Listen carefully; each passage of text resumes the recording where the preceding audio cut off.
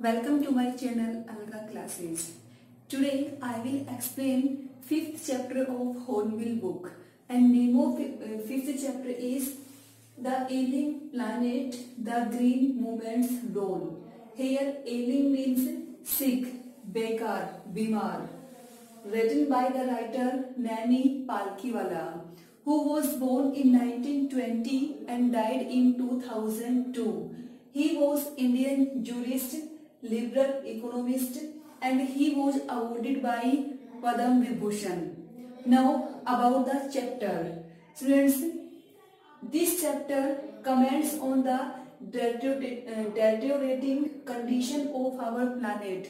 Deteriorating means बहुत ही बेकार होना. जो हमारा प्लानेट है मीन्स अर्थ प्लानेट है, उसकी कंडीशन डे बाय डे बेकार होती जा रही है. ये आप सभी को पता ही है कि कितना पोल्यूशन इंक्रीज हो रहा है. तो बहुत से ऐसे रीजन है जिनकी वजह से हमारे इस प्लानेट की कंडीशन है वो डिक्रीज होती जा रही है. It speaks of the problems faced by our planet. इस चैप्टर में उन प्रॉब्लम्स के बारे में डिस्कस किया गया है जिन प्रॉब्लम्स को हमारा प्लानेट फेस कर रहा है. The writer has depicted means explored, described the planet earth as someone. इस चैप्टर में हमारे राइटर ने ये बोला है कि अर्थ है उसको समवन के रूप में कंपेयर किया गया है. Who is suffering from a disease, जैसे कि पेशेंट है उसको कोई बीमारी है तो उसकी हेल्थ डे बाय डे घटती जाती है, कम होती जाती है. तो वैसे ही ये अर्थ है ये भी एक पेशेंट जैसा हो गया है, क्योंकि अर्थ है उसकी कंडीशन भी डे बाय डे वर्स होती जा रही है. The planet is no more pleasant place for habitation. जो प्लैनेट है वो रहने के लिए बहुत अच्छी जगह नहीं बची है. The green movement is the only hope for this planet. Green movement means हरित जो आंदोलन था, ग्रीन मूवमेंट वो ओनली होप इस प्लैनेट के लिए. And the survival of human race. अगर जो ग्रीन मूवमेंट है वो बहुत अच्छे से सक्सेस होगा तो कुछ होप है कि जो प्लैनेट है ये बच जाएगा. अदरवाइज ये प्लैनेट है ये इसकी condition day by day worse होती ही चली जाएगी. नाउ स्टूडेंट्स, इस चैप्टर में कुछ कैरेक्टर्स यूज हुए हैं, कुछ डेफिनेशन भी यूज हुई है, तो उनके बारे में डिस्कस कर लेते हैं. First is Copernicus. Copernicus he was a Polish scientist of 16th century. ये 16th सेंचुरी के पोलिश साइंटिस्ट थे. He was astronomer. Astronomer means खगोल शास्त्री. अब कोपरनिकस है, उन्होंने एक प्रिंसिपल दिया था. वो प्रिंसिपल क्या था कि earth and other planets revolve around the sun. ये किसने दिया था? ये प्रिंसिपल था कोपरनिकस का, और जो बहुत ही रिवोल्यूशनरी था, बहुत ही ज्यादा हाईलाइट भी हुआ था. आप सबको पता है इसके बारे में.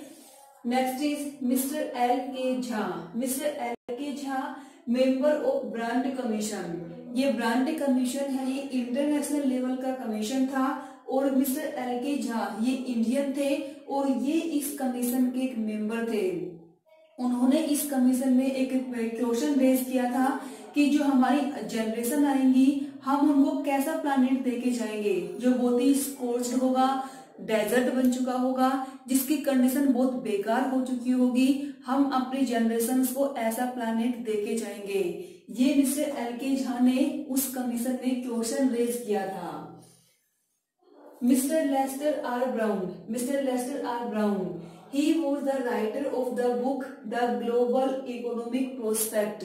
ये इस बुक के राइटर हैं और उन्होंने इस बुक में एक थॉट लिखा था. वो थॉट ये था कि इस अर्थ पे 4 प्रिंसिपल बायोलॉजिकल सिस्टम है, जिनमें से एक है fisheries, next is fisheries, forest, cropland and grassland. ये 4 हैं और ये डेवलपमेंट के लिए बहुत ही बेस पॉइंट है चारों के चारों, और ये लगभग खत्म होते जा रहे हैं. इनकी कंडीशन बेकार होती जा रही है क्योंकि जो फिशरीज हैं वो कोलैप्स मीन्स कोलैप्स होती जा रही है, कम होती जा रही है, क्योंकि जो प्रोटीन हंगर है वो फिशेज का ज्यादा यूज करते हैं, इसीलिए फिशेज हैं वो कोलैप्स होती जा रही है. फॉरेस्ट है वो डिसअपियर होते जा रही है क्योंकि डिफोरेस्टेशन होता जा रहा है. तो फॉरेस्ट कैसे हो रही है? वो डिसअपियर होते जा रही है. और जो बैरेन वेस्टलैंड में कन्वर्ट होती जा रही है और जो क्रॉपलैंड है वो भी डेट्यूट, वो भी बेकार होती जा रही है। और ये चारों ही पॉइंट हैं, ये डेवलपमेंट के बेस पॉइंट हैं जिनकी कंडीशन है वो डे बाय डे डिक्रीज होती जा रही है। और ये पॉइंट किसका था? मिस्टर लेस्टर आर ब्राउन का था। इन्होंने इन पॉइंट्स को अपने बुक में हाईलाइट किया था। उस बुक का नाम था the global economic prospect.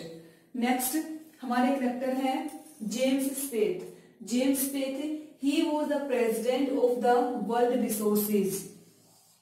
Next है डॉक्टर मेयर्स। डॉक्टर मेयर्स के अकॉर्डिंग कि जो ट्रॉपिकल फॉरेस्ट है वो डेवलपमेंट के पावर हाउस होते हैं।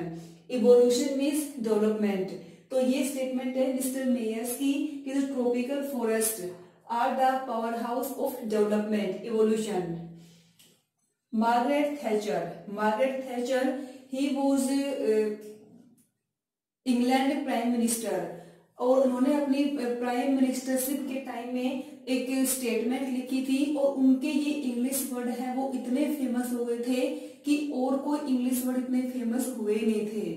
उनके इंग्लिश वर्ड कौन से थे कि no generation has a free hold on this earth, कि इस अर्थ पे कोई भी जनरेशन फ्री नहीं है। All we have is a life tenancy with a full repairing lease, कि हमने ये अर्थ ये प्लैनेट है ये लीज पे लिया हुआ है हमारी फ्यूचर जनरेशन से, ये हमारा खुद का नहीं है। तो हम यहाँ पे लगभग किराए पे हैं, ये कहना चाहते हैं ये, और हमें इस प्लैनेट की टेक केयर करनी चाहिए। Lester Brown. Lester R Brown we have not inherited this earth from our forefathers. Lester R Brown के वर्ड्स में क्या है कि हमने इस अर्थ को अपने फोर फादर्स से गेन नहीं किया है। फोर फादर्स मीन्स एंसेस्टर्स, पूर्वज। हमारे पूर्वजों ने ये अर्थ हमें अपने एज ए प्रॉपर्टी के रूप में नहीं दी है, but we have borrowed it from our children, बल्कि हमने क्या किया हुआ है इस अर्थ को अपने चिल्ड्रन जो हमारी फ्यूचर जनरेशन है उससे हमने बोरो किया हुआ है। तो हमें इस अर्थ की केयर करनी चाहिए ताकि हमारे चिल्ड्रन भी इसका बहुत अच्छे से यूज कर सके। हमें जब हम उनको देंगे इस अर्थ को तो अच्छी कंडीशन में देंगे, ऐसा ना हो कि हम उसकी कंडीशन बहुत ही वर्स कर दें। अब चैप्टर की स्टार्टिंग समरी करते हैं हम कि चैप्टर की स्टार्टिंग में क्या होता है बच्चों कि अर्थ की कंडीशन तो आपको पता ही है कैसी है। देखते हो कि डे बाय डे पोल्यूशन है, ग्लोबल वार्मिंग है, ऐसे बहुत सारे फैक्टर्स हैं जिनकी वजह से अर्थ है वो एक पेशेंट जैसी हो गई है। और जो ग्रीन मूवमेंट था वो चला था 25 इयर्स पहले, और ये ग्रीन मूवमेंट है ये बहुत ही ज्यादा फैल गया था, और इतना फैल गया था कि इससे ज्यादा कोई मूवमेंट और फैला ही नहीं था। 1972 में वर्ल्ड की जो फर्स्ट नेशन वाइड पार्टी थी ग्रीन पार्टी, और इस ग्रीन पार्टी का जो ऑर्गेनाइजेशन है वो हुआ था न्यूजीलैंड में। और प्रेजेंट टाइम में हम मैकेनिज्म को छोड़ के इकोलॉजी व्यू की ओर इंक्रीज हो रहे हैं डे बाय डे। और जो इकोलॉजी व्यू है, होलिस्टिक व्यू है, ये इकोलॉजी और होलिस्टिक व्यू क्या होता है कि पूरी अर्थ के बारे में सोचना, ना कि अपने अपने पार्ट्स के बारे में सोचना। जैसे कि पूरे वर्ल्ड के बारे में सोचे, ना कि अपने ही कंट्री के बारे में सोचे। तो ये होता है होलिस्टिक व्यू या फिर इकोलॉजिक व्यू, कि हम मैकेनिस्टिक को छोड़ के तो नहीं, लेकिन उसकी तरफ से और हमें इकोलॉजी व्यू है उसकी ओर इंक्रीज हो रहे हैं। और ये व्यू है ये बहुत ही रिवोल्यूशनरी है, ये इतना रिवोल्यूशनरी है जितना कि कोपरनिकस का प्रिंसिपल हुआ था। कोपरनिकस का प्रिंसिपल क्या था कि earth and other planets revolve around the sun, ये उनका प्रिंसिपल था जो कि बहुत ही फेमस था। और जो अर्थ है उसके बाद ये एक अवेयरनेस थी, ये रियलाइज भी किया गया कि अर्थ है वो अपने आप में एक लिविंग ऑर्गेनिज्म है। अर्थ की भी खुद की मेटाबॉलिक नीड्स हैं, वाइटल प्रोसेस है, इसलिए हमें अर्थ की रेस्पेक्ट करनी चाहिए और हमें इसको प्रिजर्व भी करना चाहिए। अर्थ की जो हेल्थ है वो एक पेशेंट की हेल्थ से कंपेयर की गई है कि जैसे कोई पेशेंट है वो उसमें कोई बीमारी है तो उसकी health day by day decrease होती जा रही है। तो वैसे ही ये अर्थ है, इसकी जो कंडीशन है वो भी डे बाय डे डिक्रीज होती जा रही है। नेक्स्ट जो राइटर ने डिस्क्राइब किया है वो ये है सस्टेनेबल डेवलपमेंट। सस्टेनेबल डेवलपमेंट है, it was popularized by the World Commission on Environment and Development।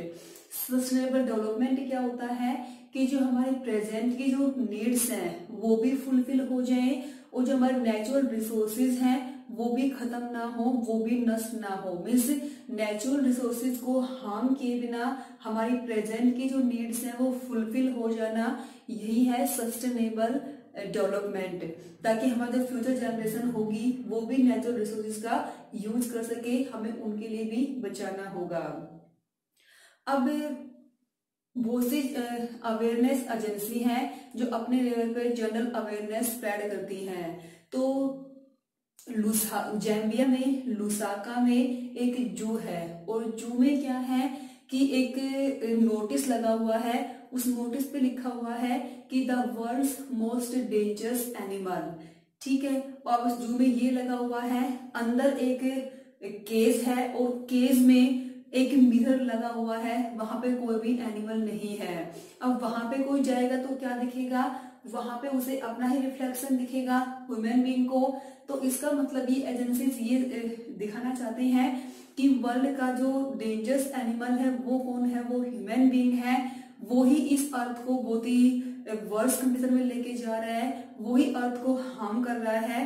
तो ये अवेयरनेस स्प्रेड करने का एक तरीका था कि केज था, केज में एक मिरर लगाया हुआ है ताकि ह्यूमन बीइंग अपना रिफ्लेक्शन देखे और रियलाइज करे कि हम रियल में ही अर्थ को बहुत ही बेकार कर रहे हैं। और नोटिस का लगा होना कि the world's most dangerous animal, तो ये सब अवेयरनेस स्प्रेड करते हैं। अब अगर देखा जाए तो हमारे साइंटिस्ट के अकॉर्डिंग 1.4 मिलियन लिविंग स्पीसीज हैं वो इस अर्थ पे है, ह्यूमन बीइंग को छोड़ के। मीन्स ह्यूमन बीइंग है वो, उनके साथ साथ 1.4 मिलियन लिविंग स्पीसीज हैं, प्रजातियां हैं, वो इस अर्थ पे रहती हैं। इतना ही नहीं, ये तो वो स्पीसीज हैं जिनके नाम हम जानते हैं, कुछ ऐसे स्पीसीज भी हैं, प्रजातियां भी हैं जिनके नाम हम जानते नहीं हैं, और वैसे ही 100 मिलियन स्पीसीज हैं जो अननेम्ड हैं और अज्ञानता के कारण उनके नेम अब तक रखे नहीं गए हैं, वो भी इस अर्थ पे रहते हैं। मीन्स हम इन सब स्पीसीज के साथ साथ इस अर्थ को शेयर करते हैं। अब एक इंटरनेशनल कमीशन था जिसका नाम था ब्रांड कमीशन, और इसके एक मेंबर थे जिनका नाम में बताया गया था यहाँ पे मिस्टर L.K. झा, ये थे। इन्होंने इस कमीशन में एक क्वेश्चन रेज किया था, वो ये क्वेश्चन था कि क्या हम अपने चिल्ड्रन को, जो हमारी फ्यूचर जनरेशन आएगी, उसको एक स्कोर्स्ड और डेजर्ट बन चुका प्लैनेट देके जाएंगे। ये क्वेश्चन उन्होंने रेज किया था। अब जो हमारे नेक्स्ट है मिस्टर लेस्टर आर ब्राउन, ये इनकी एक थॉटफुल बुक थी। इन्होंने उस बुक में किसके बारे में लिखा था, 4 पॉइंट्स के, कि there are 4 biological system, 4 principal biological system. वो सिस्टम कौन कौन से हैं, फिशरीज, फॉरेस्ट, ग्रासलैंड, क्रॉपलैंड, इनके बारे में ऑलरेडी बता भी चुकी हूँ। और ये चारों ही हमारी ग्लोबल इकोनॉमिक सिस्टम की के बेस हैं, और ये चारों अब खत्म होते जा रहे हैं क्योंकि फिशरीज हैं वो कोलैप्स होती जा रही हैं, जो फॉरेस्ट है वो डिसअपियर हो रहे हैं, ग्रासलैंड है वो वेस्टलैंड में कन्वर्ट हो रहे हैं, और क्रॉपलैंड है वो भी डेट्रियोट हो रही है, वो भी खत्म होती जा रही है। अब ऐसा बोला गया है कि जो ह्यूमन बीइंग हैं वो बाद में आए हैं और फॉरेस्ट हैं वो पहले आए थे, डेजर्ट उससे बाद में आए। इसका मतलब है कि ह्यूमन बीइंग ने क्या किया, डिफोरेस्टेशन करके जो फॉरेस्ट का एरिया था उसको डेजर्ट में कन्वर्ट कर दिया। अगर वर्ल्ड बैंक, जो हमारा वर्ल्ड बैंक है, उसने एक एस्टिमेट लगाया और उनके एस्टिमेट के अकॉर्डिंग कि 2000 में जितनी फ्यूल वुड की रिक्वायरमेंट होगी, डिमांड होगी, अगर उसको फुलफिल करना है तो प्रेजेंट में जितने फॉरेस्ट हैं उनसे 5 गुना फॉरेस्ट और हमें उगाने होंगे, तब जाके डिमांड पूरी हो पाएगी। क्योंकि बहुत से ऐसे कंट्री भी हैं जो बहुत पुअर हैं, और उन कंट्रीज में कई तो ऐसे भी हैं उन कंट्रीज में कि जो खाना पकाया जा रहा है उसकी कॉस्ट तो कम होती है, और जो उनके नीचे भी जो लकड़ियां हैं जो अंदर दी जाती हैं, जैसे आग जलाई जाती है, उनकी कॉस्ट ज्यादा होती है। और लकड़ियां ऐसे जलाई जाएंगी तो क्या होगा, ऑब्वियसली वहां पे डिफोरेस्टेशन होगा, फॉरेस्ट कम होंगे। यदि ऐसे ही फॉरेस्ट कम होते रहेंगे तो अर्थ की कंडीशन है वो वर्स डेफिनेटली होगी ही होगी। अब जेम्स पेथ ने ये कहा था कि 1 एकड़ जो फॉरेस्ट है वो 1 सेकंड में खत्म हो रहे हैं। अब वो ये कहते हैं कि ऐसा नहीं है कि 1 सेकंड में 1 एकड़ फॉरेस्ट डिसअपियर हो रहे हैं। एक्चुअल में अगर देखा जाए तो 1 सेकंड में 1.5 एकड़ फॉरेस्ट है वो खत्म होते जा रहे हैं। आर्टिकल 48 में क्या डिस्क्राइब किया गया है कि जो कोई भी स्टेट है उसकी ये ड्यूटी बनती है कि वो वहां के फॉरेस्ट की और वाइल्ड लाइफ की रक्षा करे, उनको बचाने के लिए एफर्ट्स करे।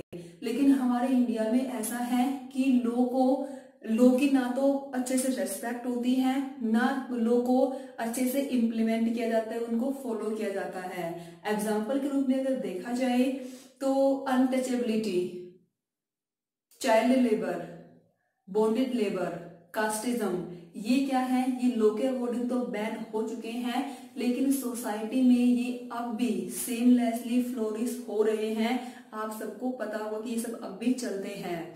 तो हमारे यहाँ पे लॉ को अच्छे से इम्प्लीमेंट नहीं किया जाता है, उनकी अच्छे से रिस्पेक्ट नहीं होती। According to a reliable data 3.7 million acres forest 1 साल में डिसअपियर हो रहे हैं। और एक स्टडी की गई थी, यूनाइटेड नेशंस ने एक स्टडी की 3 साल की स्टडी की थी। उस स्टडी में जो एरियल फोटोग्राफ है वो भी लिए गए थे, और इसके साथ साथ जो सैटेलाइट है उनके थ्रू भी फोटोग्राफ लिए गए थे, जो कि यूएन के द्वारा कंडक्ट की गई थी। इस स्टडी में ये सामने आया कि जो फॉरेस्ट है या फिर जो कंडीशन इस प्लैनेट की वो बहुत ही बेकार है, और 88 कंट्रीज तो ऐसे हैं जिनमें एनवायरनमेंट की बहुत ही बेकार कंडीशन है, उनको वार्निंग भी दी गई थी।